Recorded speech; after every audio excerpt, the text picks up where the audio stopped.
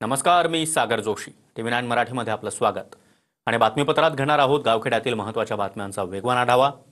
36 जिल्हे 72 बातम्यांमधून. गडचिरोलीमध्ये मुख्यमंत्री फडणवीसांच्या उपस्थितीमध्ये 12 माओवाद्यांचं आत्मसमर्पण. माओवाद्यांना शाळा आणि श्रीफळ देऊन मुख्यमंत्र्यांच्या हस्ते सत्कार. गडचिरोलीमध्ये मुख्यमंत्री फडणवीसांच्या हस्ते नक्षलविरोधी पोलीस पथकातील जवानांचाही सत्कार. अतिरिक्त पोलीस अधीक्षक एम रमेश, विशाल नागरगुजे यांच्यासह 17 पोलीस जवानांचा सत्कार. गडचिरोलीमध्ये मुख्यमंत्री फडणवीसांचा भामरागड तालुक्यातील ग्रामस्थांसोबत संवाद. फडणवीसांकडून विविध विकास कामांची पाहणी. 2026 पर्यंत देशातील नक्षलवाद संपुष्टात आणण्यासाठी कटिबद्ध, फडणवीसांचं वक्तव्य. छत्रपती संभाजीनगरमध्ये पार्किंगच्या मुद्द्यावरून महाराष्ट्र नवनिर्माण सेना आक्रमक. मनसैनिकांनी महापालिका कार्यालयामध्ये नोटा उधळल्या. टीव्ही सेंटर परिसरामध्ये पार्किंग तयार करण्यासाठी आंदोलन.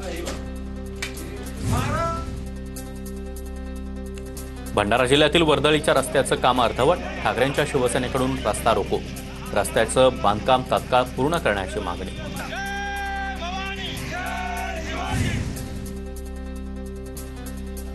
बीड जिल्हाधिकारी कार्यालयाबाहेरील झाडावर चढून वारकऱ्यांचं आंदोलन. केजच्या सासुरामधील एकनाथ महाराज संस्थानामध्ये भ्रष्टाचार झाल्याचा आरोप करत 3 दिवसांपासून उपोषण सुरू.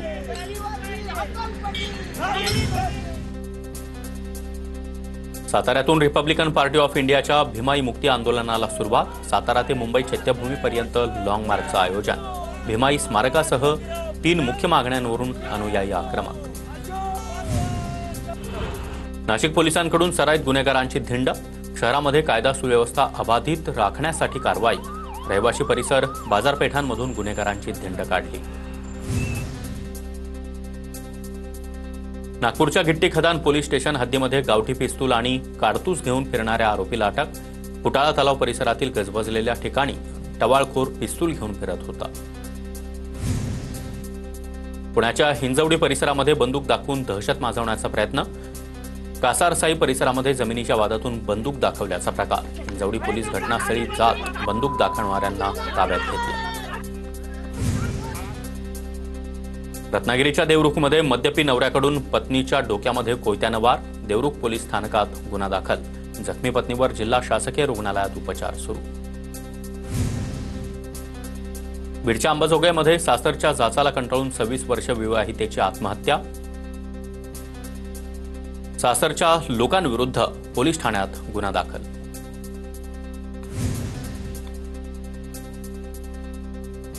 सोलापूरच्या माढा तालुक्यातील मुंगशीतील आईच्या हत्येमध्ये मुलासह सून आणि तिच्या वडिलांचा देखील सहभाग. रोडवाडी पोलिसांच्या तपासातून माहिती समोर.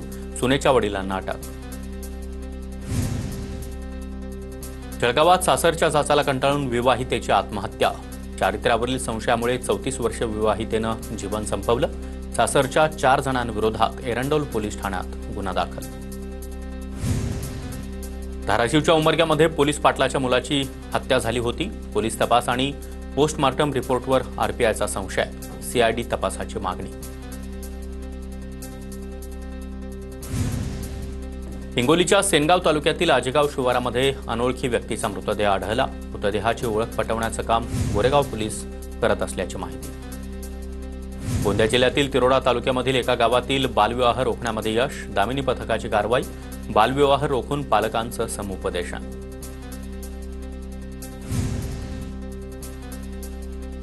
महिलेशी झालेल्या वादातून तिच्या मुलाचं अपहरण करणाऱ्याला पंढरपूरमध्ये लातूर पोलिसांकडून अटक. महिलेशी जुजुबी कारणावरून झालेल्या वादाचा बदला घेण्यासाठी तिच्या 3 वर्ष मुलाचं अपहरण केलं होतं.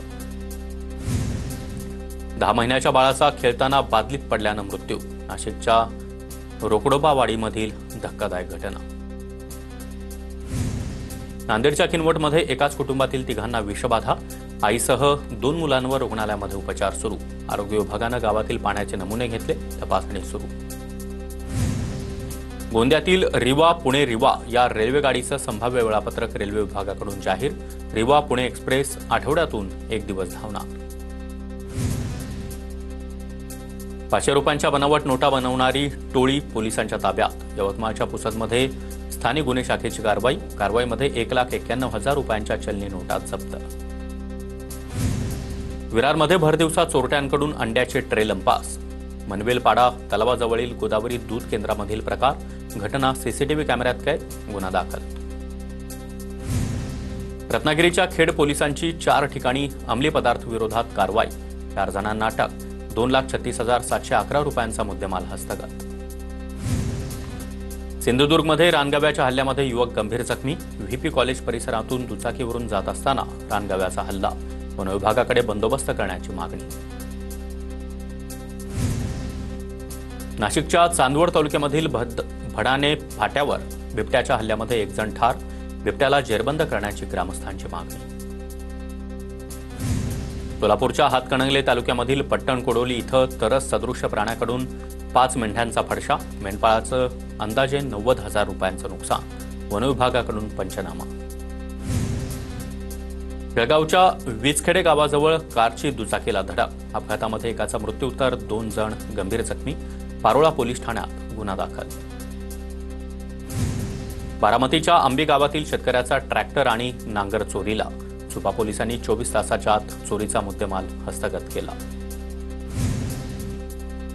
वाशीमधील महाराष्ट्र जीवन प्राधिकरणाच्या कार्यालयामध्ये अचानक आग. कार्यालयातील अनेक महत्त्वाचे दस्तावेज जळून खाक. आगीचं कारण मात्र अस्पष्ट.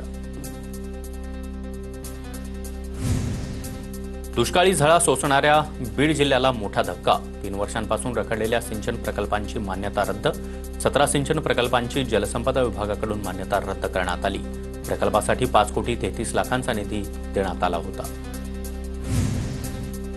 राज्यभरात पुढील 2 दिवसांमध्ये वादळी वाऱ्यासह मुसळधार पावसाचा अंदाज. हवामान खात्याकडून मराठवाड्यासह विदर्भाला सतर्कतेचा इशारा, तर राज्यातील काही भागात मध्यम स्वरूपाच्या पावसाची शक्यता. पुण्यात पुढील 4 दिवस जोरदार पावसाचा इशारा. शहरासह जिल्ह्यामध्ये मेघगर्जनेसह पावसाचा. पुणे वेधशाळेचा अंदाज. चंद्रपूर शहरातील तुकुम मार्गावरील अपघातानंतर महानगरपालिकेची अतिक्रमण विरोधात मोहीम. 3ही झोनमध्ये कारवाई करत साहित्य जप्त. लातूर शहरातल्या रेणापूर नाका ते गरुड चौक रस्त्यावरील पुलाची उंची वाढवण्याची मागणी करण्यात येते. पावसात पूल सातत्यानं पाण्याखाली जात असल्याचं चित्र. कुठल्याही उपाययोजना होत नसल्यानं नागरिक आंदोलनाच्या पवित्र्यात.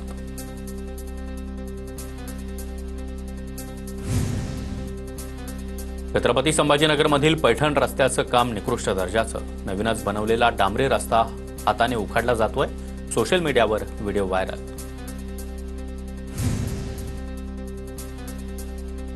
सोलापूर जिल्ह्यातील उजनी धरणाच्या पाणी पातळीमध्ये संथ गतीनं वाढ. धरणाचा पाणीसाठा 31%वर. दौंडमधून 5,000 क्युसेकनं विसर्ग. साताऱ्यातील जरंडेश्वर शुगर मिल्सच्या दूषित पाण्यामुळे कुमठे ग्रामस्थांचा एल्गार. तात्काळ लक्ष घालण्याची मागणी केली, अन्यथा अर्धनग्न आंदोलनाचा सरपंचासह गावकऱ्यांचा इशारा. गोंदिया जिल्ह्यातील धान उत्पादक शेतकरी अद्यापही बोनसच्या प्रतीक्षेत. बोनससाठी कुठल्याच हालचाली नसल्यानं शेतकऱ्यांची कोंडी. खरीप हंगाम लोटल्यानंतर बोनस देणार का? शेतकऱ्यांचा संतप्त सवाल. रत्नागिरी जिल्ह्यात पावसाची उघडीप सुरू. दरम्यान ग्रामीण भागामध्ये पेरणी केलेल्या शेतकऱ्यांमध्ये समाधान. हवामान खात्याकडून येलो अलर्ट जारी.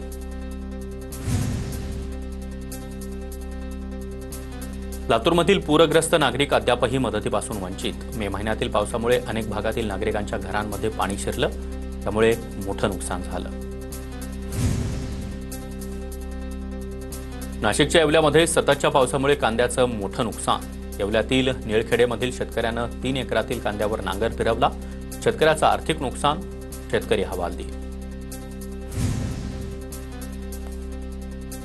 बेळगावच्या पारोळामधील वेल्हाणेमधील अंगणवाडीची मोठी दुरवस्था. पोषण आहार बनवत असलेल्या खोलीमध्ये मातीच माती. चिमुकल्यांच्या आरोग्याला धोका. पालकांचा यंत्रणेवर संताप. अधिकाऱ्यांवर कारवाईची मागणी. वाशिम जिल्ह्यात मे महिन्यामध्ये झालेल्या अवकाळी पावसामुळे टँकरची मागणी घटली. 20 मे नंतर एकाही गावाकडून टँकरसाठी प्रशासनाकडे प्रस्ताव नाही. सातारा जिल्ह्यात मागील 24 तासामध्ये 2 जणांना कोरोनाची लागण. आतापर्यंत कोरोनाचे 12 रुग्ण सक्रिय. इतर रुग्णांवर कराड आणि साताऱ्यामधील रुग्णालयामध्ये उपचार. रत्नागिरीच्या रणपार समुद्रकिनारी बंद पडलेलं बार्ज काढण्यासाठी आणखी काही कालावधीला जाणार. समुद्राला उधाण आल्यामुळे बार्ज काढण्यात अनेक अडचणी. मुंबई गोवा महामार्गाच्या कामाला गती. लांजा शहरामधून जाणाऱ्या फ्लायओव्हरचं काम जलद गतीनं सुरू. कोर्ले फाटामधून जाणाऱ्या उड्डाणपुलावर गर्डर बसवण्याच्या कामाला सुरुवात.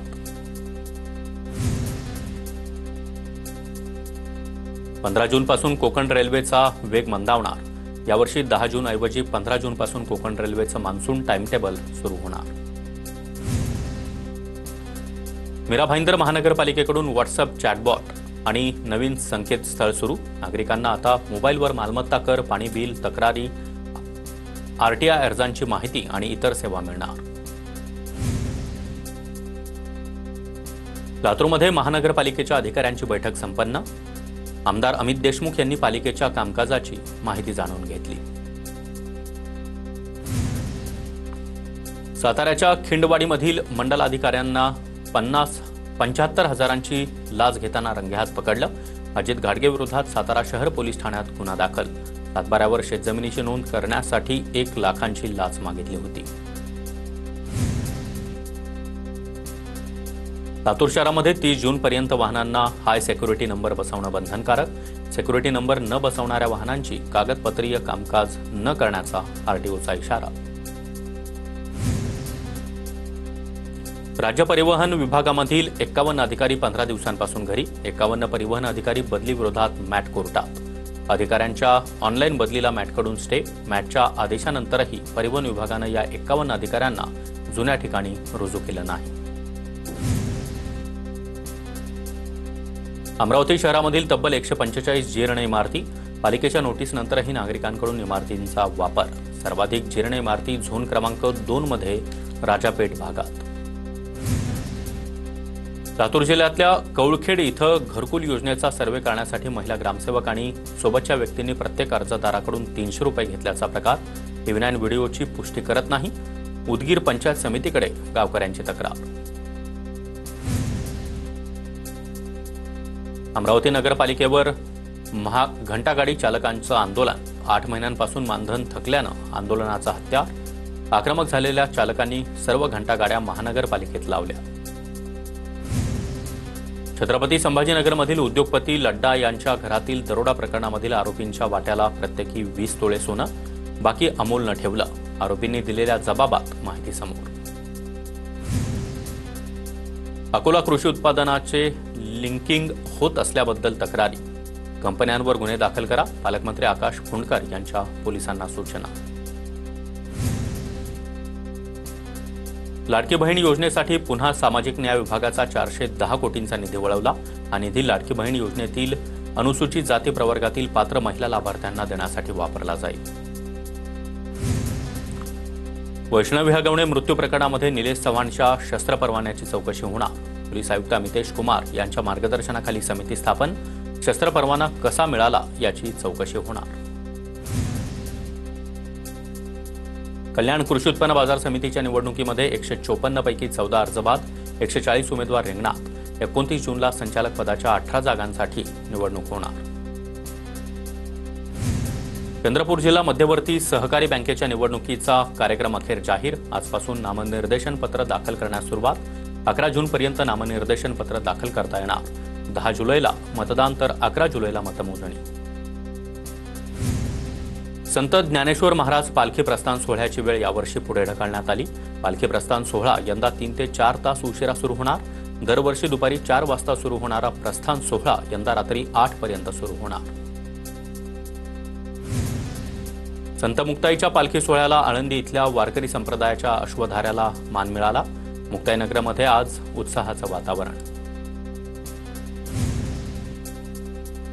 आदिशक्ती मुक्ताईच्या पालखी रथाला बैलजोडीचा मान. यंदा मध्य प्रदेशातल्या नाचणखेड्यामधील वारकरी संप्रदाय शेतकऱ्याला 600 किलोमीटरचा पालखी रथाचा प्रवास असणार. संत मुक्ताई मंदिरामध्ये टाळ मृदुंगाचा गजर आणि विठ्ठल नामाचा जयघोष. आज आदिशक्ती मुक्ताईची पालखी पंढरपूरला प्रस्थान करणार. मुक्ताईनगर परिसर हजारो भाविकांनी भक्तिमय वातावरणात न्हाऊन निघाला. कोल्हापुरात नवीन राजवाडा इथं 352व्या शिवराज्याभिषेक सोहळा उत्साहात साजरा. मालोजीराजे छत्रपती यांचे चिरंजीव यशराजे यांच्या हस्ते शिवराज्याभिषेक सोहळ्याला सुरुवात, जिल्हाधिकाऱ्यांसह अन्य मान्यवर उपस्थित। किल्ले रायगडावर छत्रपती शिवाजी महाराजांचा 352वा शिवराज्याभिषेक सोहळा संपन्न। रायगडावर शिवभक्तांची मोठी गर्दी, अनुचित प्रकार घडू नये यासाठी मोठा पोलीस बंदोबस्त तैनात। बीड जिल्ह्यातील चाकुरवाडी देवस्थानला 10,000 किलो साखरदान। रौप्य महोत्सवी वर्षानिमित्त कळंबमधील भक्तांकडून साखर दान करण्यात आली। शिवराज्याभिषेक सोहळ्याचं औचित्य साधत नांदेडमध्ये रक्तदान शिबिराचं आयोजन। नांदेड परिक्षेत्राचे उपमहानिरीक्षक शहाजी उमाप, जिल्हाधिकारी राहुल कर्डिले रक्तदान शिबिराला उपस्थित। नाशिकच्या मालेगावात राष्ट्रसेवा दल स्थापना दिन साजरा। श्रमदान करून नागरिकांनी स्वच्छता अभियान राबवलं।